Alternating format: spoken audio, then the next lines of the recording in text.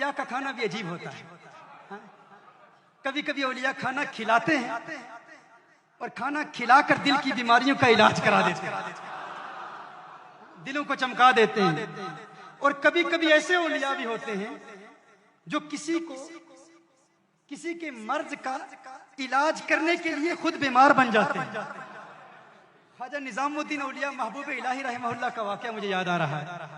आप बीमार हो गए तो आपको बताया गया कि एक गैर मुस्लिम है जो कुछ पढ़ता है, कुछ दम करता है।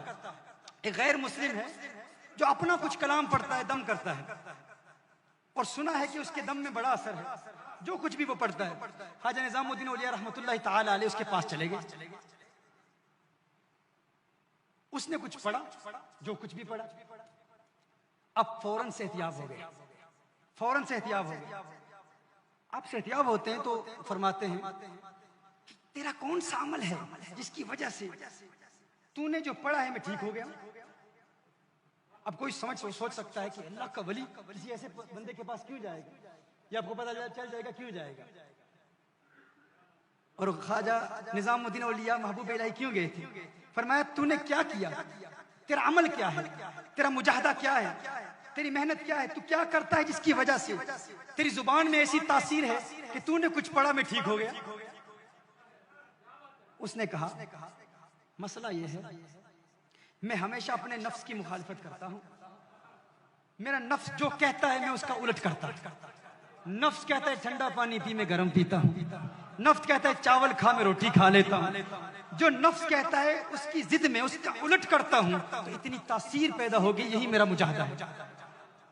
ख्वाजा निजामुद्दीन औलिया महबूब इलाही रहमतुल्लाहि ताला अलैह ने फरमाया अच्छा ये बात है। आपने उसके कान में कुछ कहा, कान में कुछ कहा, एक जुमला कहा, फिर उसके बाद कुछ नहीं कहा, फिर जो कहना था वो उसी ने फिर कहा, फिर वली ने और कुछ नहीं कहा।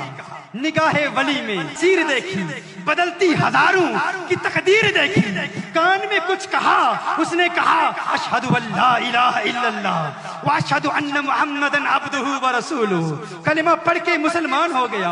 मुरीदों ने पूछा महबूबे इलाही आप तो इलाज कराने के लिए गए थे, ये क्या हुआ? उसके कान में क्या कहा? हमें क्या हाजत कि हम किसी के पास जाके इलाज कराएं, हम तो इलाज करने के लिए जाते हैं।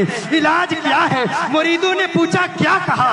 आपने उसके कान में क्या कहा? ख्वाजा निजामुद्दीन औलिया महबूब इलाही फरमाते हैं उसने कहा मैं अपने नफ्स की मुखालफत करता हूँ, जो नफ्स कहता है उसका उलट करता हूँ। मैंने कान में कहा इस्लाम लाने का जी चाहता है, मुसलमान बनना चाहता है। कहा नहीं नहीं नहीं मुसलमान नहीं बनूंगा। कहा नफ्स का उलट कर, नफ्स कहता है उसका उलट कर। फौरन मुसलमान हो गया।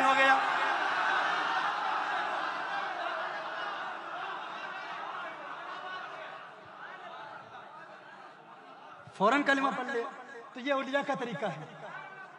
हमारे यहाँ कुछ जाहिल हैं, chapter number this verse number this, chapter number this verse number this, Bible chapter number this verse number this. वो सारी जिंदगी रिफ्यूट करते करते करते अपने ही बंदे खड़े करके उन्हीं को कुछ पैसा दे के तू मेरे सामने खड़ा हो जाना, ये सवाल करना, मैं जवाब दूंगा, तू कलमा पढ़ लेना, मेरे नोट आते रहेंगे, मुझे मार मिलता रहेगा। Chapter number this verse number this. अकल के अंधो अगर निजामुद्दीन औलिया महबूबे इलाही की बारगाह में अगर उसमें कदाए तरबियत से तुम्हें फैज मिलता तो फिर जिसको देखते कलमा पढ़ के मुसलमान हो जाता।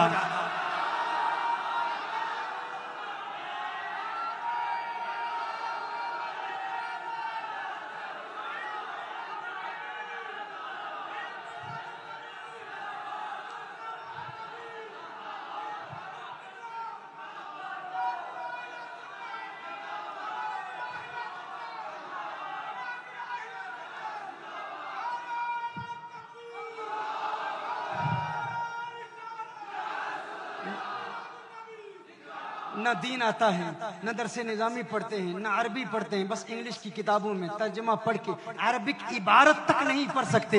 लेकिन हमारे बेचारे सीधे साधे सुन्नी बेचारे बहुत बड़ा आलिम। ओ भाई इल्म का मेयार क्या है ये उलमा जानते हैं या तुम लोग जानते हो? हमने देखा है हमारे इलाकों में जो इंग्लिश बोल लेता है वही सबसे बड़ा शेखुल हदीस बन गया। जो इंग्लिश में बात कर ले वही सबसे बड़ा आलिम है, वो बहुत बड़ा अल्लामा है। भाई क्यों अंग्रेजी आती है? भाई अंग्रेजी को इल्म का मेयार है।